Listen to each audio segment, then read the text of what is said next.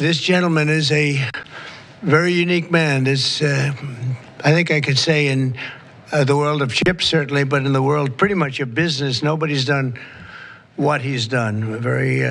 For those of you that are into that world, you would say, wow, he's a legend, but he is a legend, and it's an honor to be with you. Very great honor. Thank you very much. Mr. President. Thank you very much.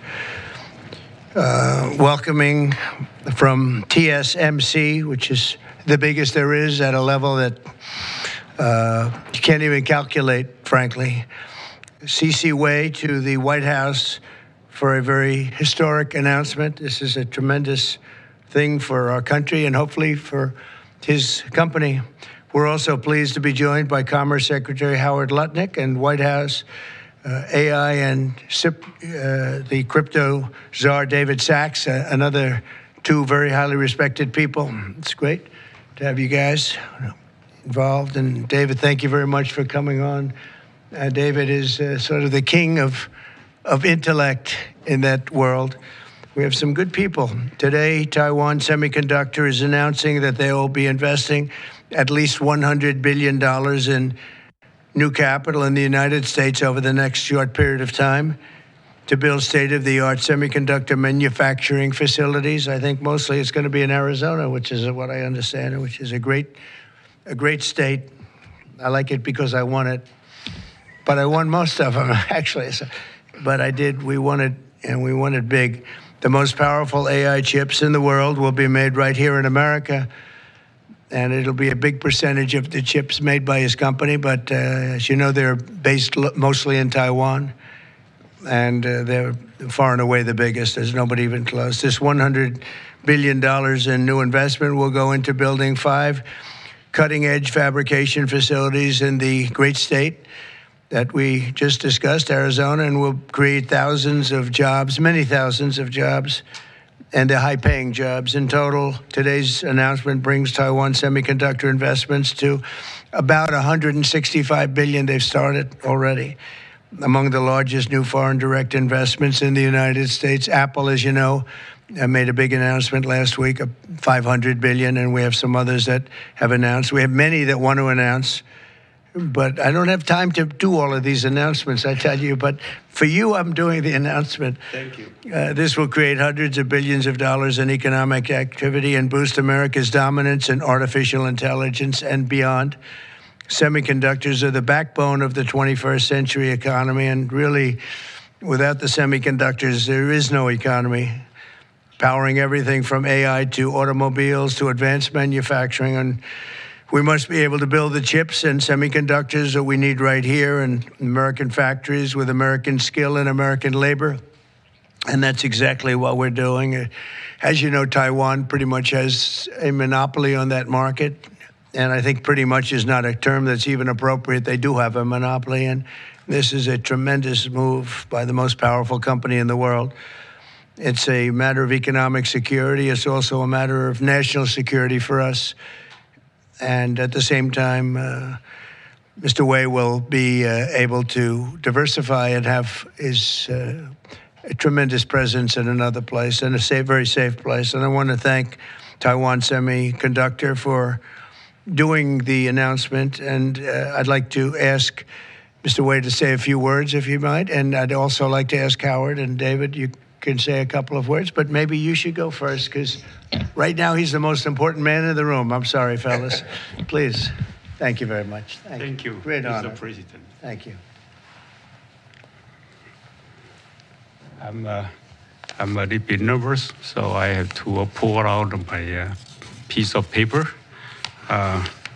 Mr. President, Secretary Lutnick, and David, I didn't know that your title.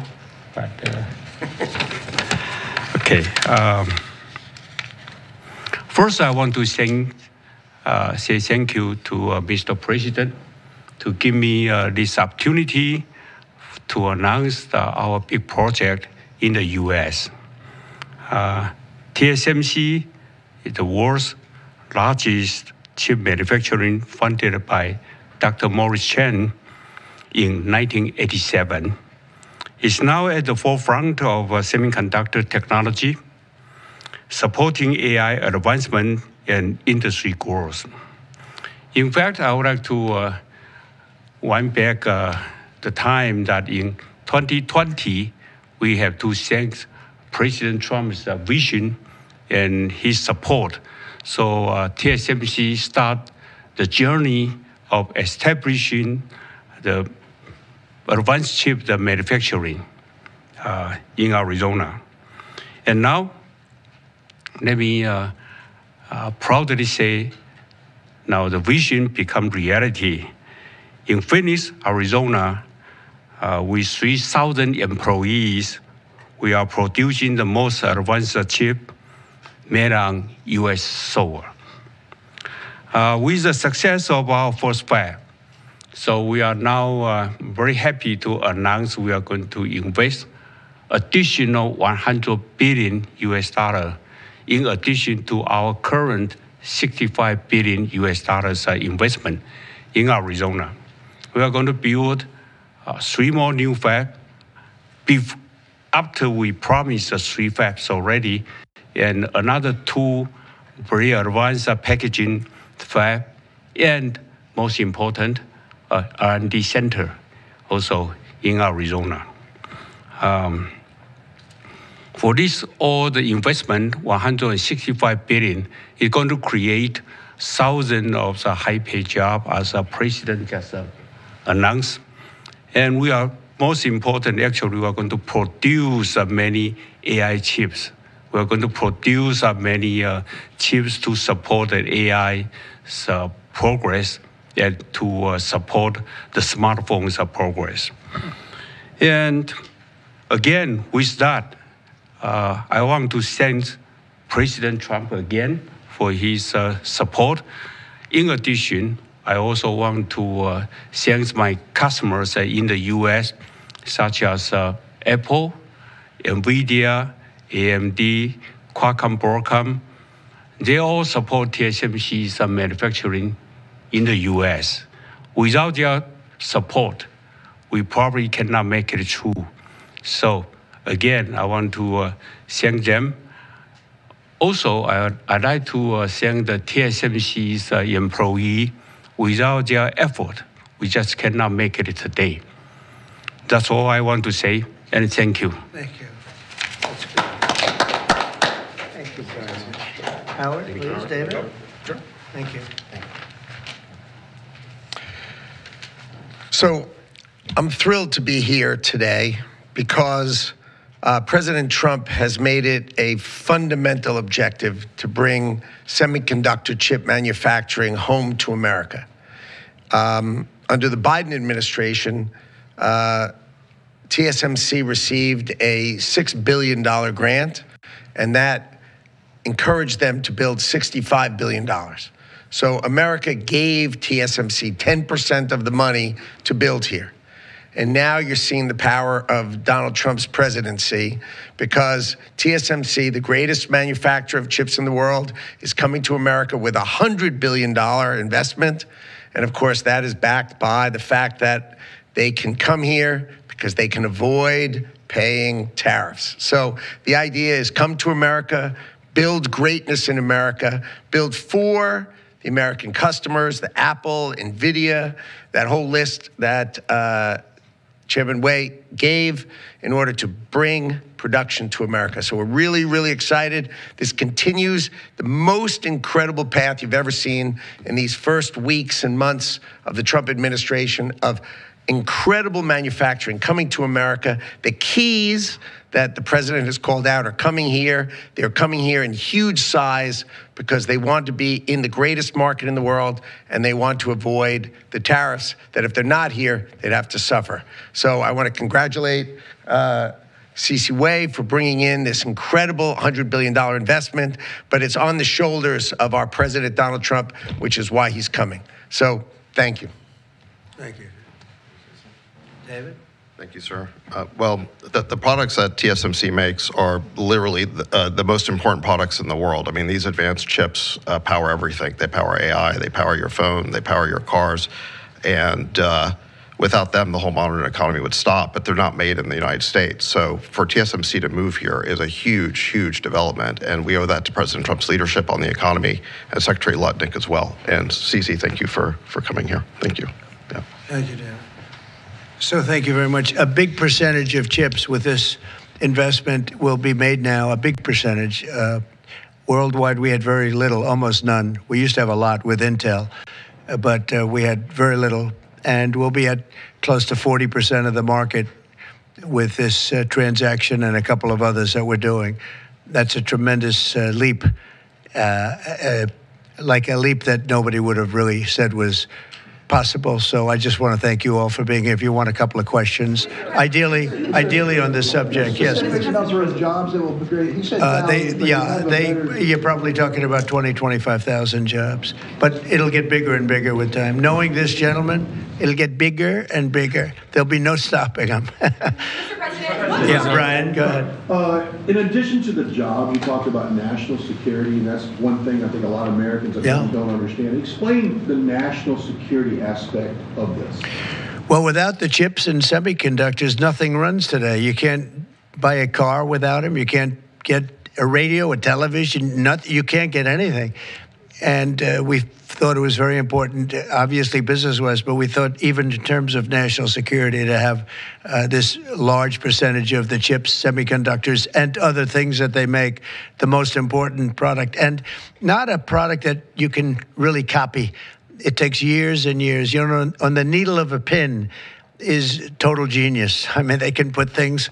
I mean, something the size of the needle, the point of a pin, they put information that is just not even believable. So if you would see this, it's just really something. Yes, Brian? One aspect to that, Honda announced they're coming to Indiana because of the tariffs. Once again, that's right. Bringing additional jobs in manufacturing. You want to comment on that as well? Well, Honda's coming, and I told you about Apple that they're going to be starting to build massively here, $500 billion.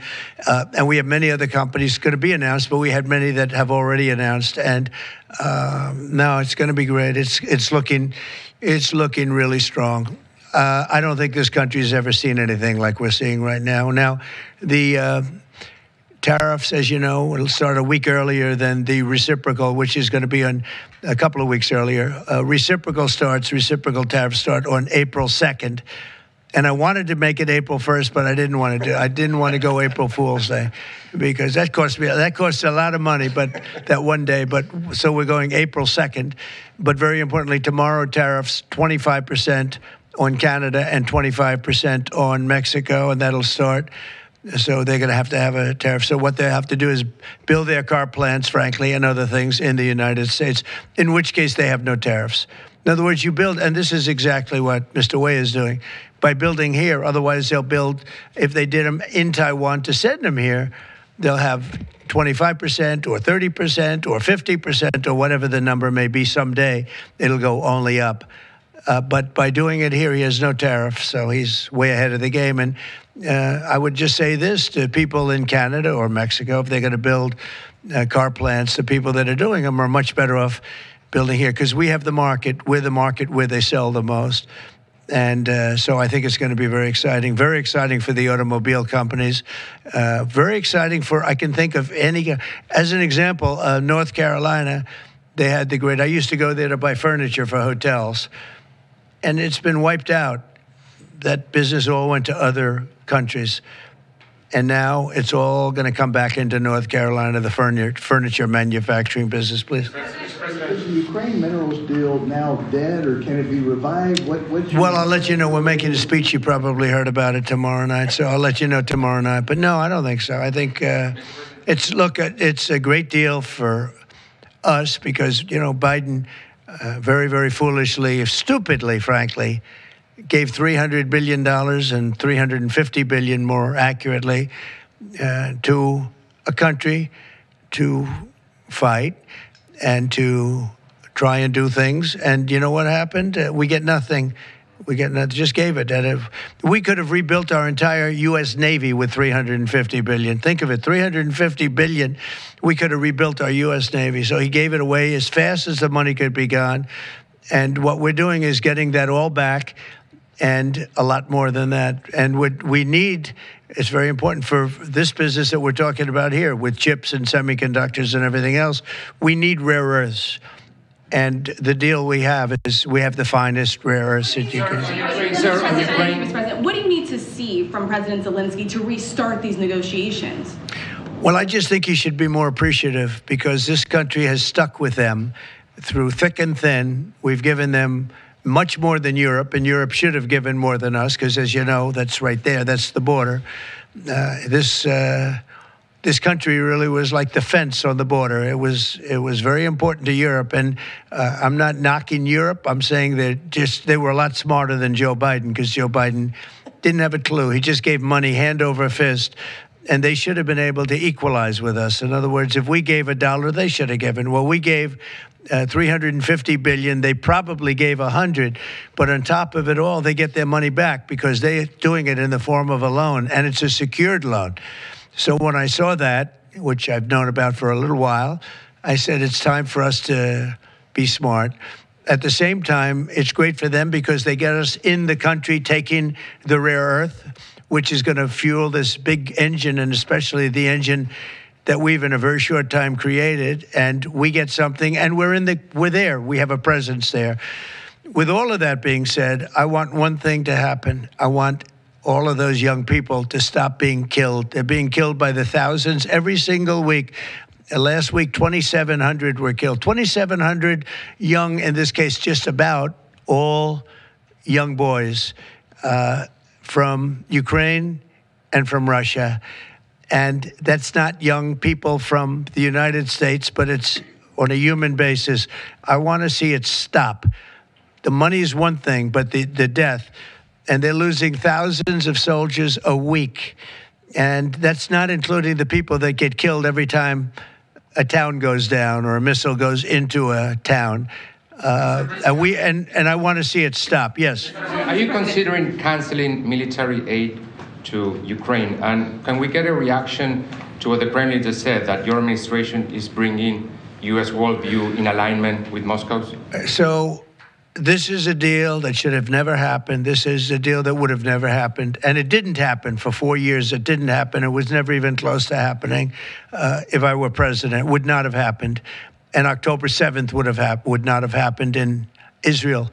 And inflation wouldn't have happened. And Afghanistan, disastrous, the way they withdrew. Not the fact that they withdrew, but the way they withdrew would have never happened. And we would have had Bagram right now instead of China having it. It was 1 hour away from where China makes their nuclear weapons. We would have kept Bagram, with one of the biggest air bases in the world. All of these things happened, and it's a shame. But it is what it is, and now we're here. I want to see it end fast.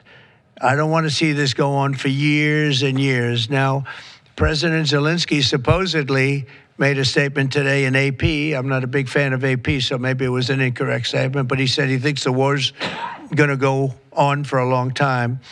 And he better not be right about that. That's all I'm saying. This project, could this minimize the impact of the U.S. with chips should China decide to isolate Taiwan or China decide to take Taiwan? Well, it's a very interesting point. It's a great question, actually, but this would certainly, I can't say minimize. That would be a catastrophic event, obviously. But it will at least give us a position where we have, in this very, very important business, we would have a very big part of it in the United States. So it would have a big impact if something should happen with Taiwan. Are you looking at relieving Russian sanctions if there is a peace deal? Well, we're going to make deals with everybody to get this war, including Europe and European nations. And they've acted very well. You know, they're good people. I know most of them are friends of mine. The heads of state, the heads of the various countries, prime ministers from the different. I got four prime ministers and 5 presidents called me over the last 2 days, and they want to work it out. They want to get it worked out. And I think they're also, you know, they're talking money, but the money is less important than the deaths. We're talking thousands of young people a week. And people would say, why do I care about Ukraine, young people? Why do I care about, and not all young, but they're pretty young. You know, Ukraine is running a little bit low, and they're getting older. They're recruiting older people. It's a very, very sad thing that's happening over there, and we want to get it finished. We want to stop the death. On the tariffs, is there any room left for Canada and Mexico to make a deal before midnight? And should we expect those Chinese tariffs, the extra 10%, to take no effect? room left for Mexico or for Canada. No, the tariffs, they're all set. They go into effect tomorrow. Mr. President, just to follow up on my colleague's question. And just so you understand, vast amounts of fentanyl have poured into our country from Mexico. And as you know, also from China, where it goes to Mexico and goes to Canada.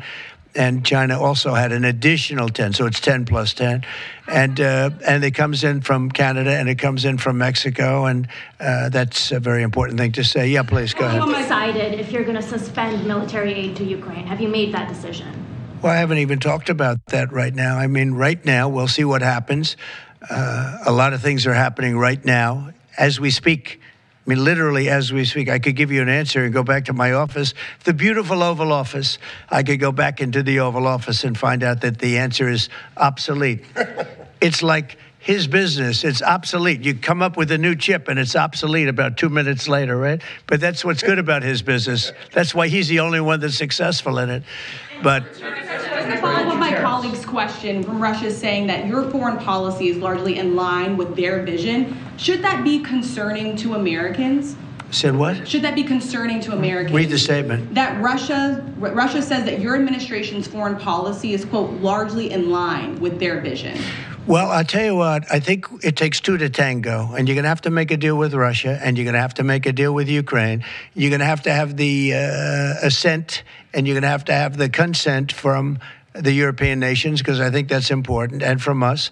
I think everybody has to get into a room, so to speak, and we have to make a deal. And the deal can be made very fast. It should not be that hard a deal to make. It can be made very fast. Now, maybe somebody doesn't want to make a deal. And if somebody doesn't want to make a deal, I think that person won't be around very long. That person will not be listened to very long because I believe that Russia wants to make a deal. I believe certainly the people of Ukraine want to make a deal. They've suffered more than anybody else. We talk about suffering. They've suffered. But if you think about it, under President Bush, they got Georgia, right? Russia got Georgia. Under President Obama, they got a nice big submarine base, a nice big chunk of land where they have their submarines. You know that, right? Crimea. Under President Trump, they got nothing. And under President Biden, they tried to get the whole thing. They tried to get the whole big Ukraine, the whole thing. If I didn't get in here, they would have gotten the whole thing. So I can only say, you can go back to Bush, you can go back to Obama, and go back to Biden. They took a lot.